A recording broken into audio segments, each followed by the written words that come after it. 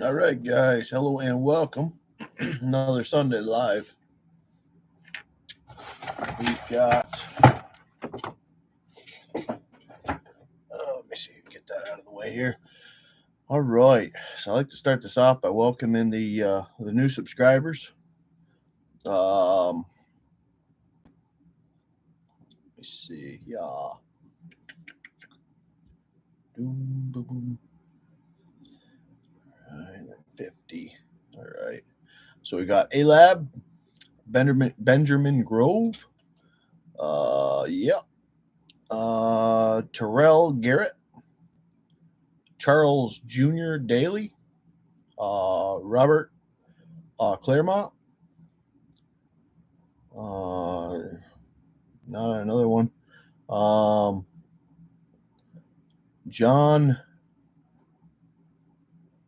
Spiteri, something like that. Spiteri. Michael Boyle. Sinem Kara. Timothy Sandusky. Antonio Jose. Hunter Luckenberg Jr. Daniel Perez. Kevin CYR.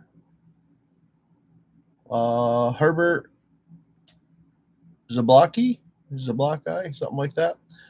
Matt Fleming, Novak, Dragos, something, Draggies, something.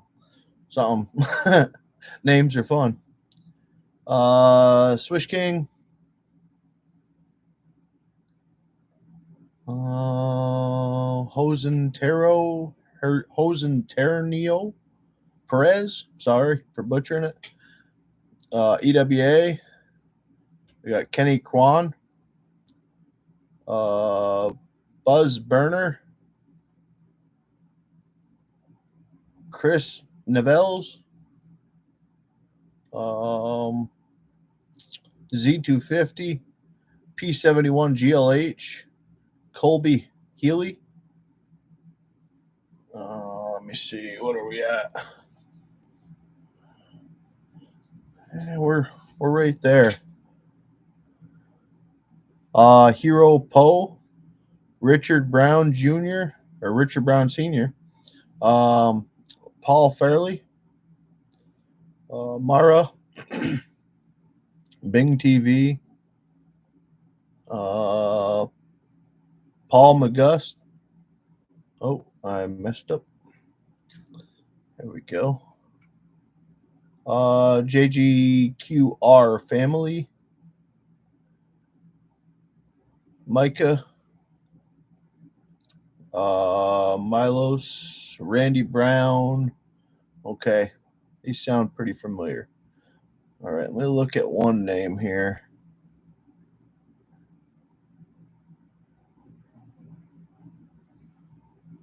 Uh-huh.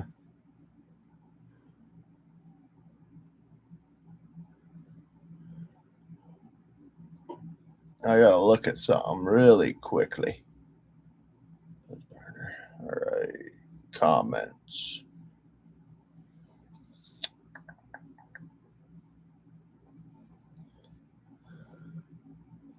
Just check something out here because I think I'm figuring out some. No. Okay.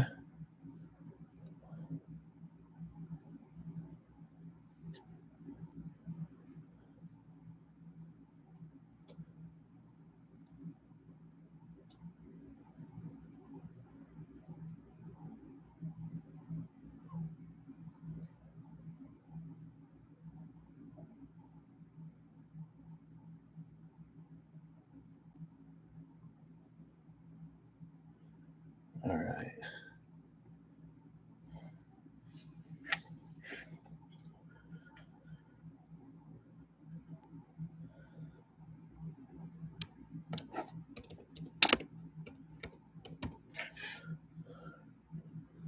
Good luck to you. All right. So we have got a lot of hate this week, man. I'm not going to freaking elaborate too much on it, but I'm not sure where it's coming from. I've got some people that have been going back and forth with me quite a bit, and I actually just see a couple of them that I was reading off. So whatever videos I put up, it looks like I'm going to get a couple dislikes. No big deal. I was just trying to investigate one of these people here because they have a couple different accounts. It looks like so. No big deal. I'll take care of that off stream. Might be the first band that I send out. No big deal. I just want to know. Very interested to know what you guys have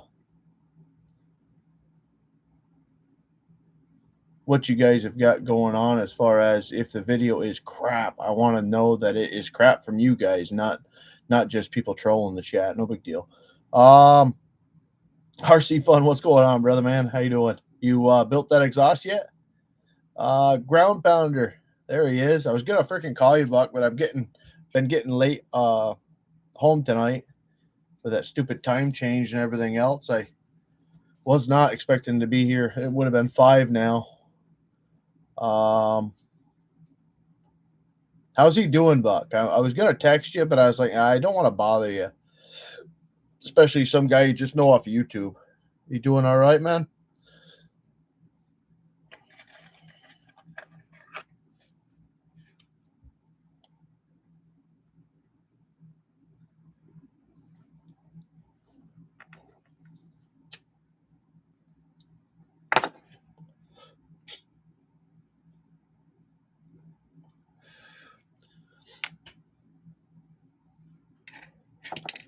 What's going on with this? I'm trying to figure out what we've got going on here. I've got all sorts of delays going. Timestamped, okay. And then, see, I don't know what's going on. It won't tell me who is live. Pop out chat. All right, that'll work. Boom, boom, boom.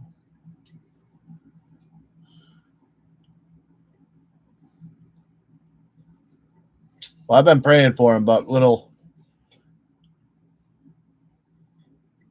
Come on. There we go. I'm training with some metal pipe. Keep me informed, little buddy. Keep me informed. I'm very interested. Actually, this week I've got to finish up that bridge that I was making, but I have got to cut this 371 pipe apart, and I got to do some whoop swoops and everything else to it. Because I'm more apt to cut with that Husqvarna. I don't know. I've cut with it for so stinking long that I really like it. I like I really love the 500i. I do. But for some reason, I don't know. The Husqvarna impresses me. The Husqvarna impresses me. The 500i is, but it's predictable power. Where the Husqvarna, I don't know. It could be that I'm just switching over to EXL on the 500, and it's going to be more predictable or less predictable, more apt to impress me. But man, oh man, I don't know what it is with that steel chain that I was running. I cannot keep an edge on that stuff. So I have a tendency to just keep sharpening the 500i whenever I'm in there. And they're both 28-inch bars. I had the 32 on the 500, but I put the 28 on there. That way I'm just it's without even thinking where the tip is, Don't want to mess up. Well, I'll tell you right now, buddy, you're probably going to mess up. Don't be afraid of that. Do not be afraid of that. Like I said, this is the 4th iteration that I've had on that 371. I love the other ones, but until I can get a hold of somebody that can do some TIG welding for me and make that serpent, whatever the heck you want to call it, the snake pipe like I had, until I can get one of them that's lighter without having to make other mounts for it, I really can't use it. It's too heavy of a pipe on that saw. It just rattles itself apart. I'm so glad that I didn't sell any of them, even though it really really, really wakes up that saw. It's extremely impressive.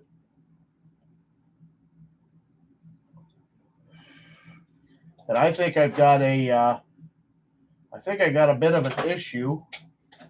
Where is my? I think I've got a bit of an issue, and I'm gonna have to contact my guy that I get the flanges from, because I thought it was my old flanges that I was having problems with, but it's actually these flanges as well. I haven't had a problem until I started having it on the on that serpent like pipe for the 371. But I don't know if the camera will actually pick this up. You guys can see right here. That is a crack. You see how it's lifted there? Not sure what's going on, but for some reason, and it's not where I welded it. That was the other thing, because I've got my weld marks here. This is on the exact opposite corner of it, welded here and here. So I've got to do a little bit of research,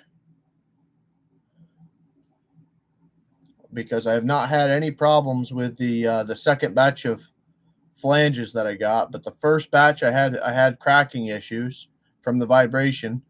The second batch, when I was pumping out these guys, my neighbor's still running a couple of them, and I've got one on my 365. But the first and third batch, they have a problem with splitting on me. I don't know if it's maybe the heat, the temper, or what it is, but nonetheless, I want to make sure that I get that fixed, because if I need to double flange these, I'll double flange them. So make sure when you're getting your metal done. Let me see if I can't get this into a unit of measure that I can understand here. 0.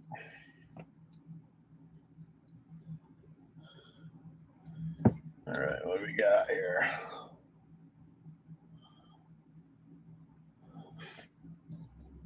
I don't like that number.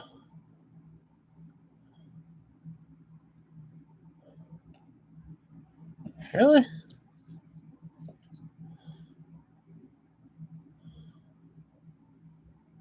$7.64. Yeah, it's different there though. No, it isn't. 7/64. All right, so I do file these guys down too, just a little bit, in order to clean up the splatter. That way, you actually get a nice fit on the.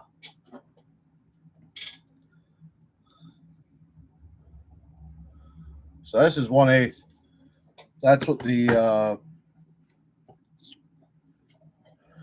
you can see down here. You see the splatter. So I usually give that a quick shave, but I'm definitely losing material, especially over here. You need the head of that bolt to sit down in there. So I shaved that up a little bit. Yeah, it's an 1/8. I might want to jump that up, because, like I said, I don't know what it is. If it's just a little bit too thin, which whatever. But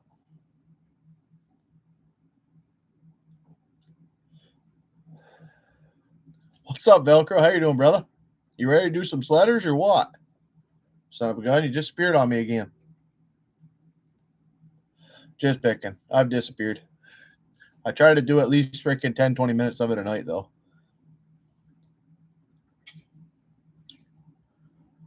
Smoky thing.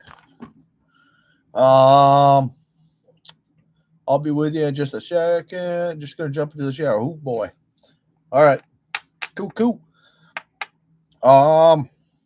Yeah, so this week we yeah. What do you do? Can show you the trip on the boat. Anybody out there cares about that? That was kind of different. Out.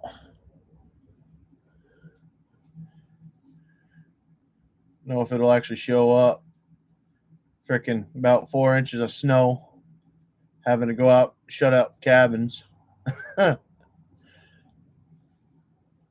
was one of the places there, though. Beautiful, beautiful spots. But yeah, we got all that wrapped up. They're all weathered in. Not going to freeze up again like last year, hopefully. My first winter closing one up for them. But last spring when we went in there, when I started doing a little bit of tree work in there, that's how I got involved with them.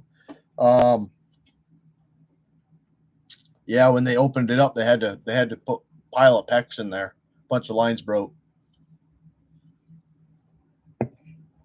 So I did a lot of learning on that.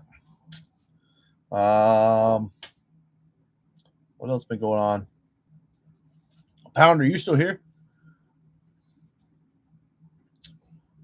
Pounder's not here. Okay. I'll have to text him.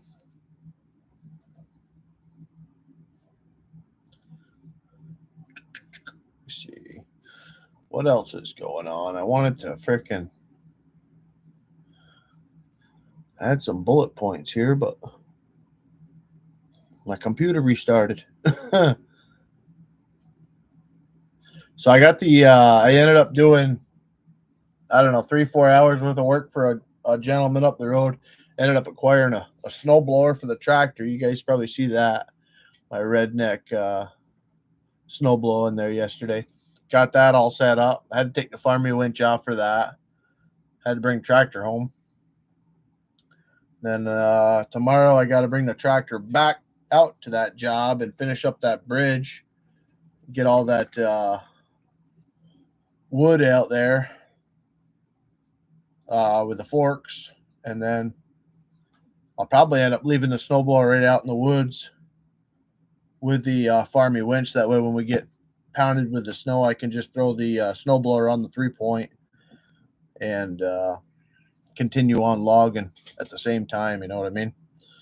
So that's really about it for this week. I mean, there's not a whole heck of a lot going on with me. I was hoping somebody would have something conversating going on here we could elaborate with, but it's just been one of them weeks where you got to get done what you got to get done and not too much glitter behind it.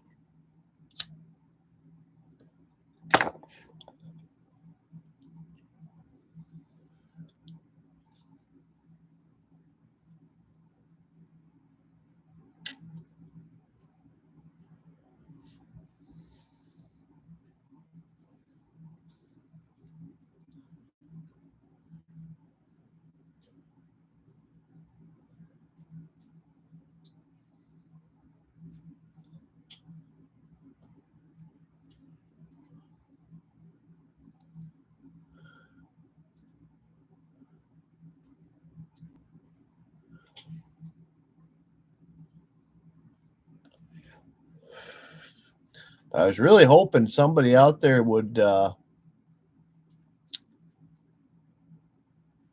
let me know. I'm not sure though. Like I said, the one that I posted November 3rd. It's the first one that I've got it's actually had 2 dislikes before it had any likes. It's at 2 likes now, 2 dislikes. And I'm hoping that it's just one of them guys trolling me. But if the video was poor in some sort of fashion, I definitely want to know what was the issue. I know it was kind of a pump and throw up video, that's for darn sure. And if that's the case, I can definitely live with that. But if there's any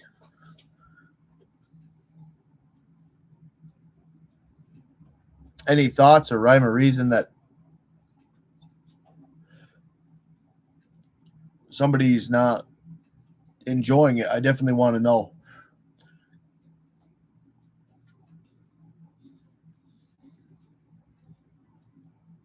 Chat live. I'm trying to freaking find the participants here because I want to see if one of these guys come in here. I'm watching that more than anything. Where the heck?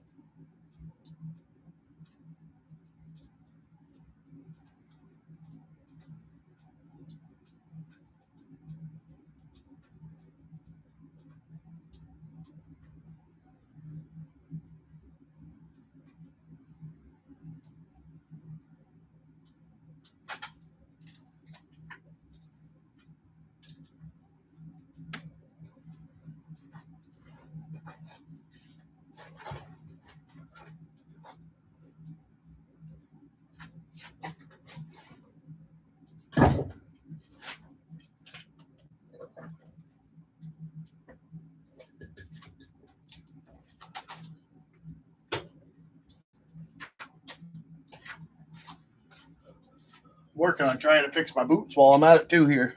Only got the heat for so long, so I ended up putting a pile of this shoe goo, something like that. I put a pile of that on my one of my muck boots. I ripped off the entire bottom, so trying to get that all sealed up. Let's see.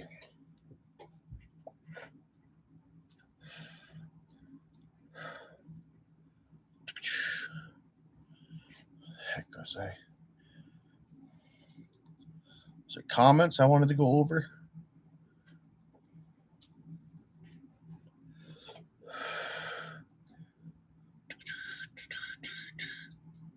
Mentions held for review.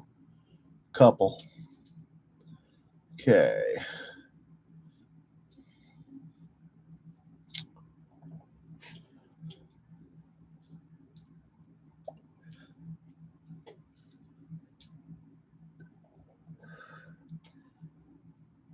Oh, RC Fun. Let me see. Is that who's in here?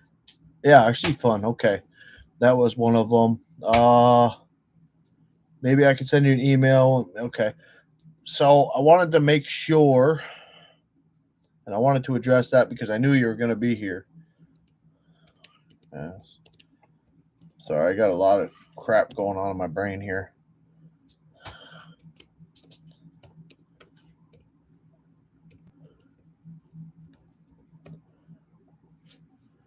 All right. That is my Google email.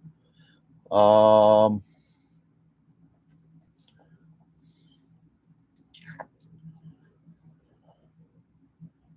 know that was one of them. I think, was it Sky Hunter? I'm trying to get through here. Todd Adams.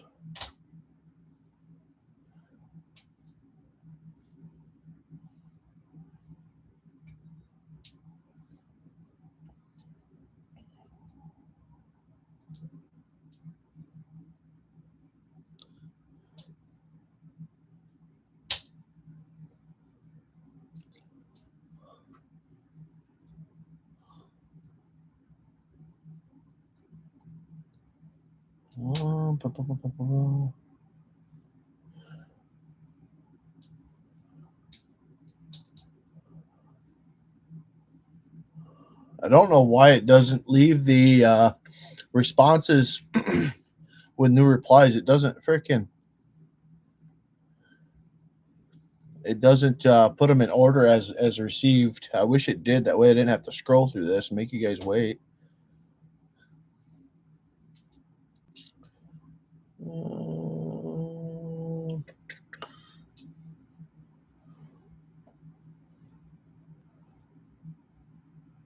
What the frig? I've responded. Okay, how about that? Apply. Highly. Oh, there we go. Jim Steele. Jim Steele, 7108. Oh, okay. No, that wasn't one of them. That was just a snarky one. Found a tabletop in the woods, which was my land in there. It was just me cutting a stump. He said it was highly illegal. Todd Adams missed. Okay.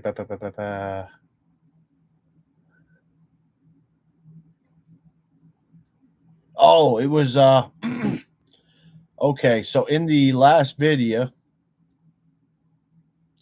Todd Adams was asking if my saw was running a bit rich, and the only thing that I could see from watching that video over was at the end, when I actually had to pull the I think it was a maple, split top maple. When what was that? When I was cutting the maple at the end, the saw was just revving and revving and revving, almost like seals were gone, like it was air leaking. And what it was my my muffler had broke. I don't know if I still have it or if I threw it away. This was a couple weeks back, actually. Now, I think this was the oh, right here. This was a catastrophic breakage. That was one of them that I wanted to cover to kind of clear up the air there. That was a catastrophic break where it broke here. Like I said, this hasn't been modified in any way. This is the way they come from my supplier. So the breaking issue, I've got to get that figured out. Luckily, I only ordered 10 the last time. The second batch, I ordered 50 of them. Most of them are gone, but I think I put them all in the same freaking bead blaster. So I haven't got any for sale right now. So I'll try to get that figured out. Make sure that they're all the same size, or if it's different steel or whatnot. But nonetheless, it broke here. Here, which I can see was my doing, because I've got a hot spot here for the weld. When I welded the flange to the pipe, and then over here where it broke, I honestly have no idea. That looks like a clean break to me. So got that. You got my weld, which, like I said, for some reason I've got plenty of penetration and heat in it, but for some reason my weld came off of that flange with no issues at all. So I'm trying to investigate that issue. And if it is that I need to heat the exhaust side, weld it, heat the flange side and weld that, and kind of get a bit of a goo deal, or weld the inside in between my pipe and the flange itself. You can see that void there where the weld on the outside's covering it, but the inside's not. That's kind of the next step that I'm going at. But the fact that this weld here came unglued from the flange raises some suspicions with me. So I am investigating that. But this is the reason why that saw was running the way she was. Sounded like it leaned right out on me, more or less. It wasn't richening. But nonetheless, for the last probably 5-10 minutes of that video, and you can hear it when I looked at the saw and said, "Oh crap, it broke." That was what I was referring to. The pipe was the bolt had broke off on the jug. The bolt had broke on one side, and basically it was just falling off the other. So I ended up Loctiting it, but it didn't keep. So there's some questions with that the mild steel he's given me, And if I need to pay for better steel, I have no problem doing that. But I was kind of relying on him to give me the best steel for the job that I was doing with it. So, nonetheless, live and learn, right?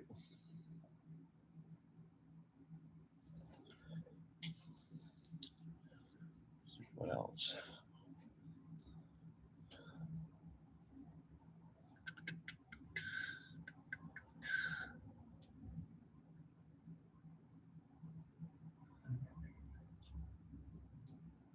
Oh, the next thing.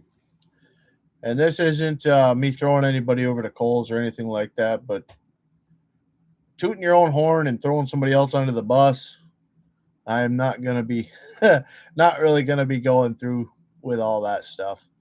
So yeah, I'm happy people are liking videos and whatnot, but just don't throw other people under the bus. Um, all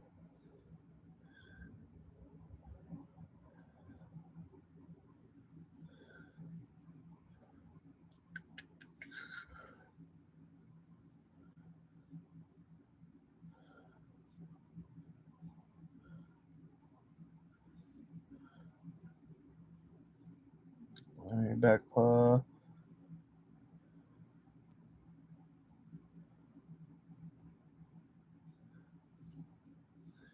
What other ones? I've got some here that I wouldn't mind elaborating on. There's some good snarky comments.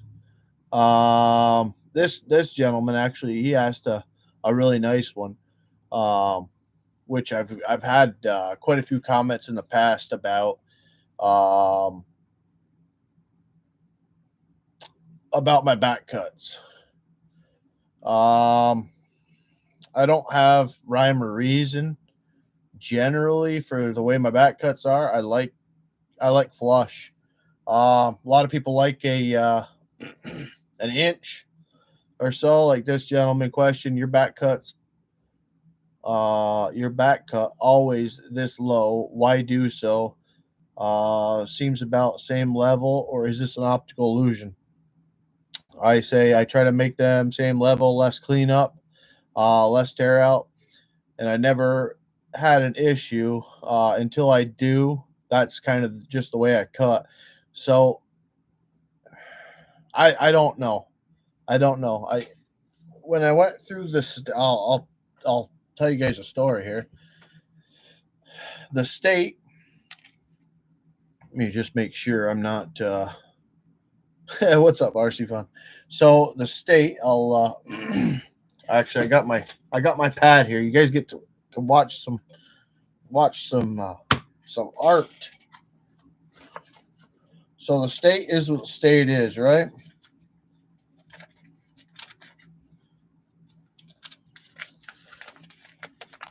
But when I was there, I had to be certified to fell timber. Okay. So let me just make a couple of pictures for you guys here.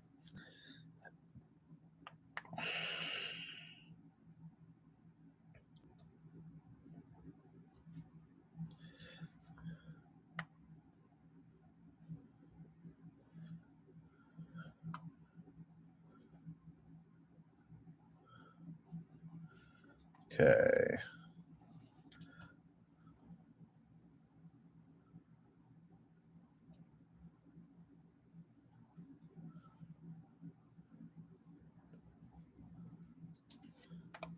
Okay. Then we'll do one like YouTube wants me to do here.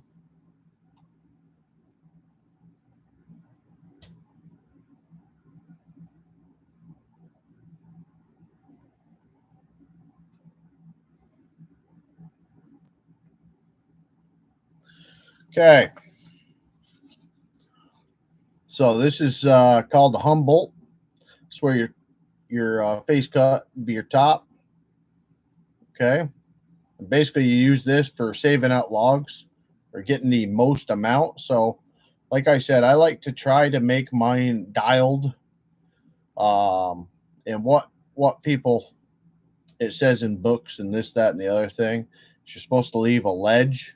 That way, in the event that the tree doesn't do what you want it to do, its holding wood is the holding wood, okay? But it's got a lip there, so it doesn't kick back. Whatever the case may be, I'm not gonna elaborate too much on something that I don't completely understand, and not that I agree or disagree with it. I don't do that.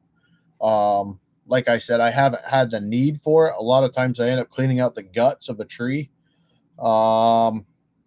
And even with an inch of overlap over the initial kerf, right here, if I am to buzz in from this side and I take out the belly, so I'll basically do like a if the tree is here in front of me and I'm looking at the notch, I'll go inside of that notch and I'll slice a little chunk out, and I'll leave holding wood on each side um, for direction and whatnot. It just to hold the tree proper, right? Um, and I've actually not had much tear out doing it that way, but I don't know. It's not really a conversation that I'm really willing to have. I did bring it up specifically to try to clear the air on why I cut my trees the way I do. Say it's because I haven't been struck yet, or I don't know. Like I said, it's just a lot less cleanup generally, with about an inch, half to an inch that I usually leave for holding wood. It's usually just a quick buzz off, and you're off to the races instead of having that inch overlap and then cut down through. So that's kind of my reasoning for it. The next question I know Todd had asked was why I do the Humboldt versus the conventional. The conventional cut I use in certain applications if the tree's got any forms of rot, anything that I can see, whether it's conk, um, skidder damage, uh, whatever the case may be. I'll do a conventional when I'm low, generally, just because if you do a Humboldt, you can't be all that low because your undercut is obviously um, your undercut would be first, and that would be the closest cut to the ground. So generally, I'll get as low as I feel safe, and then I'll do a slice down, even if it's a good log, just because I'll keep the notch a bit smaller, less travel room, more or less. So less cleanup, less wood loss. Humboldt, like I said, if you fall a tree with a Humboldt, you basically have that splinter, the holding wood in the center. You clean that up, and you don't have to dress up your notch. Yeah, I don't know. I just wanted to kind of clear that up. I know a lot of people kind of ask me about that in the comments, and I don't know if I should give my knowledge, because my knowledge isn't right generally. My knowledge is from experience, from what I've done in the past, from what I've done in general. Uh, right, wrong, or indifferent, that's what it is. Now, if I was trained wrong, very good possibility. Have I had any severe consequences from the way I do things? Not yet. But God willing, I won't. Um, what was the other thing?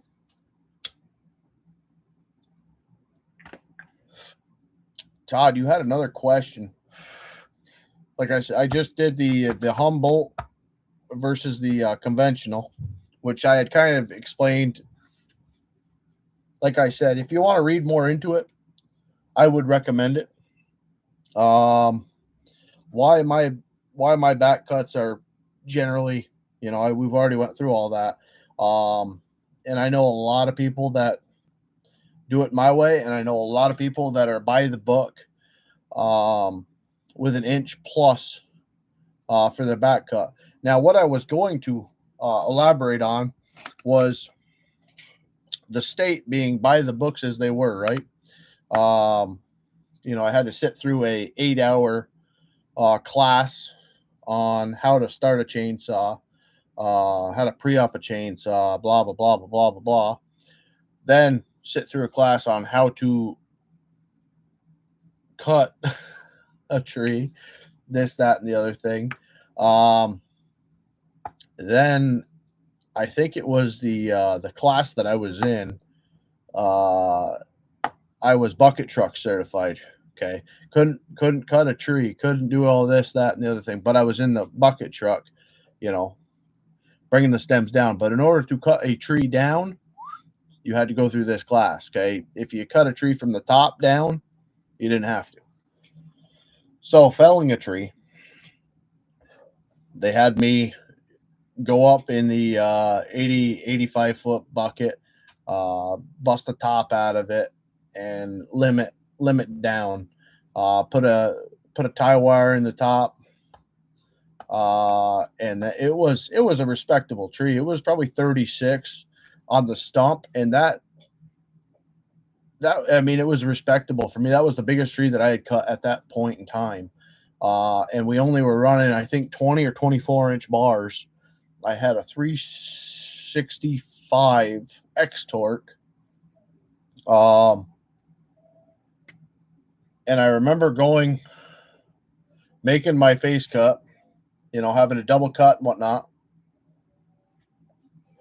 And when I got to the low side, I started on the low side just because that's what Buck and Billy Ray, that's at that time, that was my my teacher. I had went into the tree. I wish I could kind of show it off here. Let me see if I can. Okay, we got pipe right here. So I went into the tree. Okay, so the notch would be facing you guys.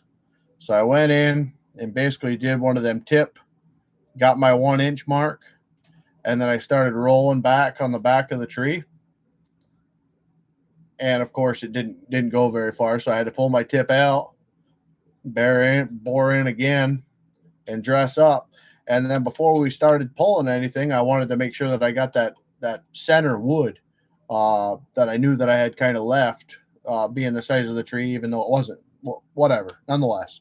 So I bored into that tree and went to come around the back side of it.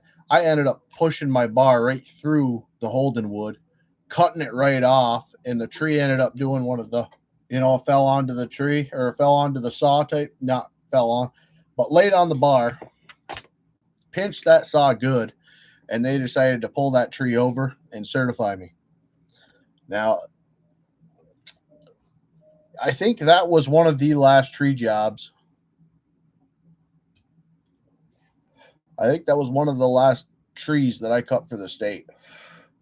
With all the garbage they had me do to be certified in cutting trees, doing this, that, and the other thing, to actually blow through my holding wood like I did and cut the corner completely off so bad that it pinched the saw.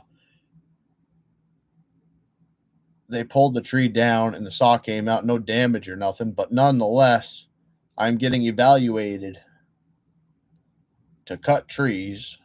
I messed up that bad. It's a whatever. It made me realize that all it was they did their job. They certified me, even if I completely screwed up and I should have failed maybe next year type of deal. It made me lose all respect for the whole system when that happened. It wasn't like a hey, we've seen you cut before, you're good. No, this was a grading scenario, and they kind of just threw the wool over their eyes, and they didn't see it happen the way it did, And a lot of people would have, been very appreciative of them giving you the passing score and whatnot, and mistakes happen, blah, blah, blah. But these were state run officials that were there to grade me on that job and make sure that I am up for this task. And here I pulled something like that. They gave me a passing grade and said, hey, stuff happens. It made me realize real quick that my life meant nothing. Nobody else's life around me meant nothing.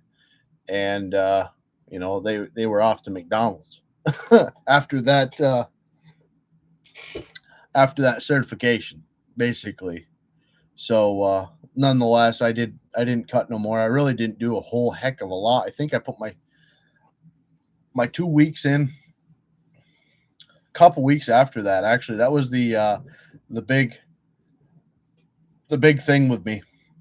Besides the jab, they were trying to force the jab on everybody, and I refused to get some sort of freaking experimental vaccine in me. But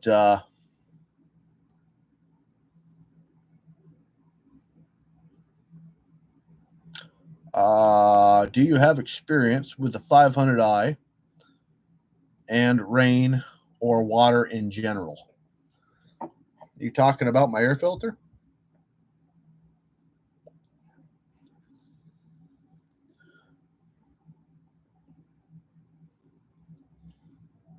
That's 4:48. Hopefully he's still here. Yeah, it's 2 minutes ago. If you're talking about the air filter, yeah, mine's constantly getting wet. But I run, actually I got it right here. I just did it the other day. Uni foam oil.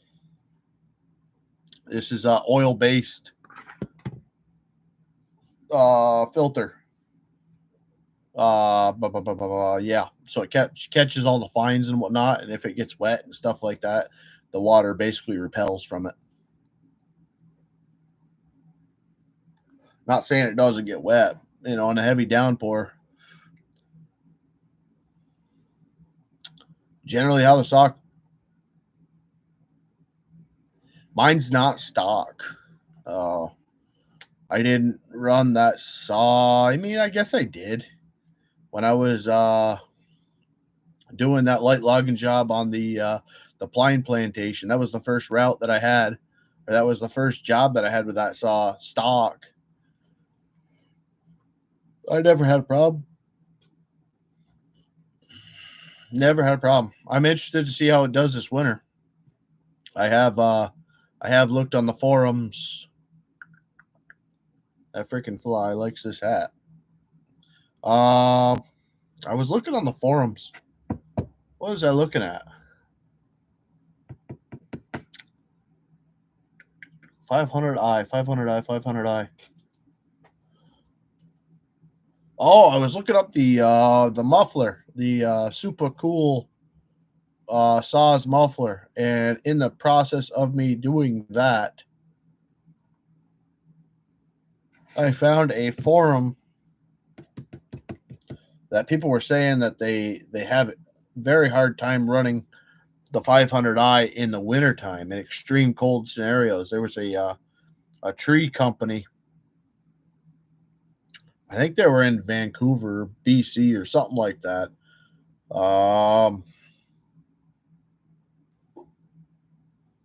And they said they bought 10 of them. What was it? Like he said, they bought 10 of them, and that the saws will not start. They're like froze up, but they're. And my whole argument with them being froze up was they ruled out the froze up part when they store them inside. It was a very odd type deal. You leave a vehicle inside a garage, heated garage, you let it out in the winter, it freezes up. I'm opt to say my parents. They have very nice vehicles. They always have, but after 4 to 5 years, you start getting surface rust. You start getting rust on a brand new vehicle. And what my thoughts are, and it's not rocket science by any means, but my truck has never seen a garage. It's always been outside. My wife's car, same way. Um, my truck is 2010, and 13 years old now. And I actually just started getting rust where I got hit with a skidder chain on my bumper. That got scuffed up there, and I think it opened up a spot to rust. Excuse me. But I think leaving it outside and letting that salty snow and all that's frozen pretty much on your frame and on your body and blah blah blah. I think by leaving that out frozen overnight, going back using it the same, I think I think that keeps things kind of regular. You know, when you go from extreme cold out to work, whatever the case may be, drive it home, things get warm, and then you park them in a heated garage. The vehicle thaws. The only thing that's left is the dirt and the salt, and you know, and I think that starts the premature rusting. Because it's raw salt on bare metal or painted metal, whatever the case may be. So the whole deal with the saws going in from a heated shop to outside, the saws are warm. They go outside, they freeze up. Oh, what do we got here?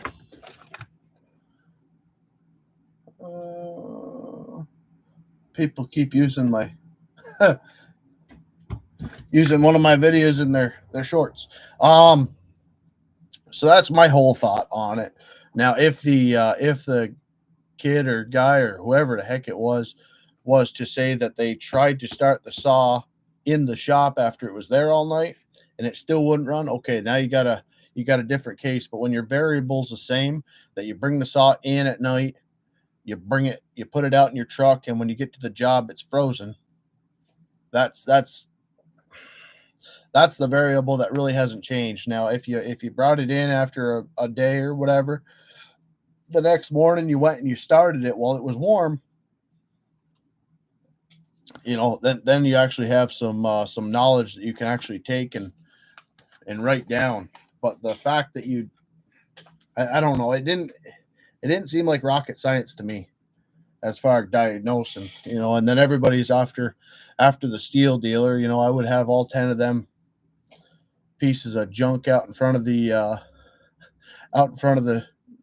steel dealer, and expect to get a refund type of deal. Well, there's a whole lot that we don't know, what's going on. So I'm excited to see how that steel does this winter. Um, usually I start getting, I don't know. I usually just give mine just a little tweak, my carbs, uh, for the colder weather and whatnot, because usually they fatten up a little bit. Um, I don't know. This is my first winter with it, so and it's going to be my first winter running saws every day, every day, every day. So there's a lot of variables there, Buck. And all we've had here is 17 overnight for a low. So it's kind of hard to elaborate on that at the moment, at least.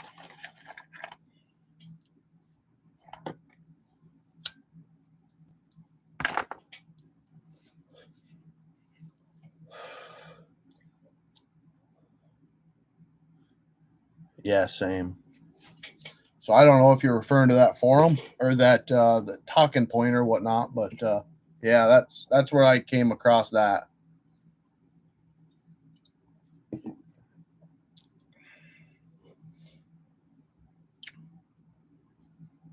But I don't know. It says I've got freaking 8 participants in here.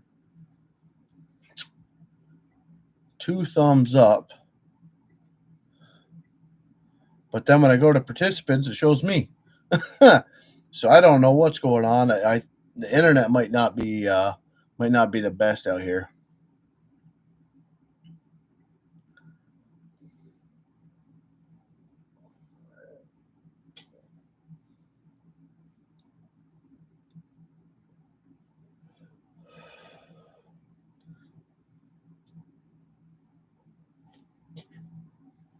especially to have Todd come in and not say too much. So I might be on borrowed time with the internet. So I'll end her here. It's been acting kind of weird. That's why I've been messing around with this thing. But I'll end her here. If you guys have questions, leave them in the comments below. I'll try to answer them.